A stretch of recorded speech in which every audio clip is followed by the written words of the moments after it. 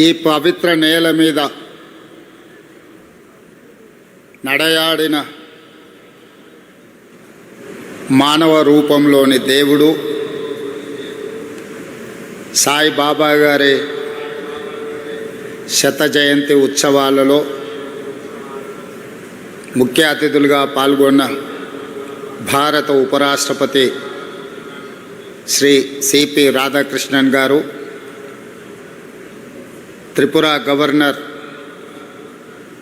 శ్రీ ఇంద్రసేనారెడ్డి గారు, గౌరవనీయులు పెద్దలు, మనందరి అభిమాన నాయకుడు, ఆంధ్రప్రదేశ్ ముఖ్యమంత్రి వర్యులు నారా చంద్రబాబు నాయుడు గారు, ఆంధ్రప్రదేశ్ మంత్రివర్యులు యువమిత్రులు నారా లోకేష్ గారు, వేదిక మీద ఉన్న పెద్దలు, ఈ పవిత్ర స్థలాన్ని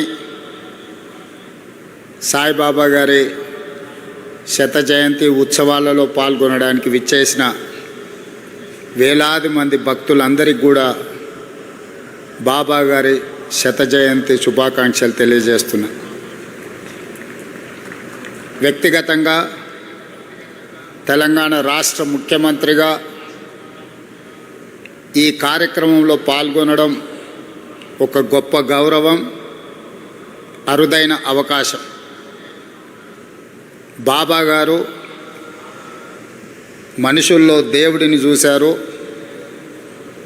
ప్రేమతో మనుషులను గెలిచారు, సేవలతో దేవుడుగా ఈనాడు కొలువబడుతున్నాడు. మానవులను ప్రేమించాలి, ప్రేమనే గొప్పది, ప్రేమ ద్వారా ఏమైనా సాధించవచ్చు అని చెప్పి బాబా గారు నిరూపించారు.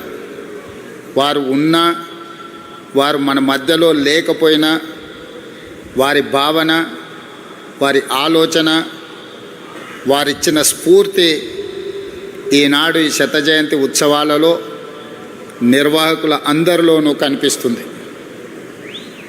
ఈనాడు వారి గురించి మాట్లాడుకోవాలన్నా, వారి సేవలను స్మరించుకోవాలన్నా, ప్రభుత్వాలు కూడా కొన్ని సందర్భంలో చేయలేని పనులను బాబా గారు, బాబా ట్రస్ట్ ప్రజలకు సేవలను అందించడం జరిగింది.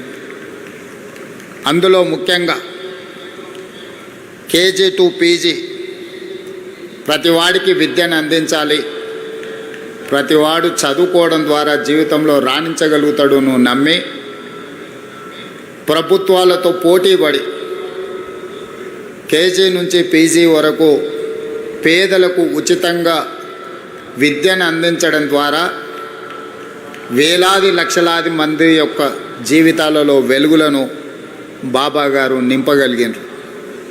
అదేవిధంగా వైద్యం, ప్రభుత్వాలు అందించిన పేదలకు వైద్యం సరిపోనప్పుడు బాబా గారు చివరి దశలో ఉన్న వాళ్ళను, మరణం తప్ప మాకు ప్రత్యామ్నాయం లేదు అనుకున్న వాళ్ళను లక్షలాది మందిని బ్రతికించడం ద్వారా ప్రాణమిచ్చే దేవుడితో సమానంగా వాళ్ళని బ్రతికించి ప్రజలలో దేవుడుగా ఈనాడు కొలవబడుతున్నాడు బాబా. అదేవిధంగా ముఖ్యంగా పాలమూరు లాంటి వలస జిల్లాలు కరువు కాటకాలతో కునారిల్లుతున్న అనంతపూర్ లాంటి ప్రాంతాలకు ఆనాడు చంద్రబాబు నాయుడు గారు ముఖ్యమంత్రి ఉన్న ప్రభుత్వాలే తాగునీటిని ఏర్పాటు చేయలేని సందర్భంలో బాబా ట్రస్టు ద్వారా నా సొంత జిల్లా అయిన పాలమూరులో ప్రజల యొక్క దాహార్తిని తీర్చడమే కాదు, ఈ పుట్టపర్తి ప్రాంతం ఉన్న అనంతపూర్ జిల్లాకు కూడా ప్రత్యేకంగా తాగునీటి వసతులను ఏర్పాటు చేయడమే కాకుండా తెలంగాణ, ఆంధ్రప్రదేశ్ ప్రాంతాలే కాదు, తమిళనాడు కూడా తాగునీటి సమస్యను పరిష్కరించడానికి బాబా తన సేవలను విస్తృతపరిచి ఈనాడు వారు మనందరి మనసుల్లో దేవుడుగా శాశ్వతమైన స్థానాన్ని ఏర్పాటు చేసుకున్నారు. మానవ సేవ, మాధవ సేవ అని బోధించడమే కాదు, సంపూర్ణంగా నమ్మి విశ్వసించి అమలు చేయడం ద్వారా విద్య, వైద్యము, తాగునీటి సమస్యల్ని పరిష్కరించడమే కాకుండా ప్రపంచంలో కోట్లాది మంది అగమ్య గోచరంగా ఉన్నప్పుడు వాళ్ళకు ఒక స్పష్టతను ఇచ్చి జీవితంలో ఒక లక్ష్యాన్ని చేరడానికి అవసరమైన స్థైర్యాన్ని అందించి ఈనాడు ఈ తెలుగు రాష్ట్రాల్లోనే కాదు, భారతదేశ సరిహద్దులు దాటి 140 దేశాలలో ఈనాడు బాబా గారికి భక్తులు ఉండడమే కాకుండా వారి సేవలను విస్తరించి ఈరోజు మానవాళికి సేవలు అందిస్తున్నారు బాబా ట్రస్టుకు సంబంధించిన పెద్దలందరూ. అందుకే ఈనాడు శత జయంతి ఉత్సవాలలో ఎవరు పిలవకున్నా స్వయంగా ఇక్కడికి రావాలి, ఉత్సవాలలో పాల్గొనాలి.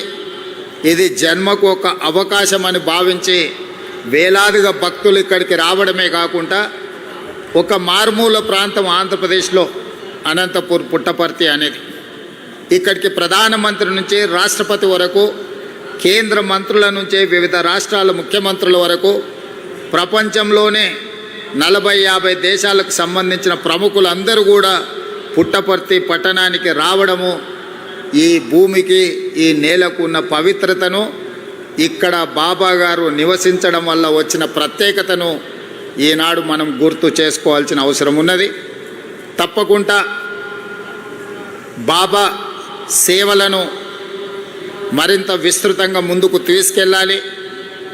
ఆంధ్రప్రదేశ్ రాష్ట్రంతో పాటు తెలంగాణ రాష్ట్రంలో కూడా రాష్ట్ర ప్రభుత్వం శత జయంతి ఉత్సవాలను అధికారికంగా నిర్వహించే ఆదేశాలను ఇవ్వడం జరిగింది.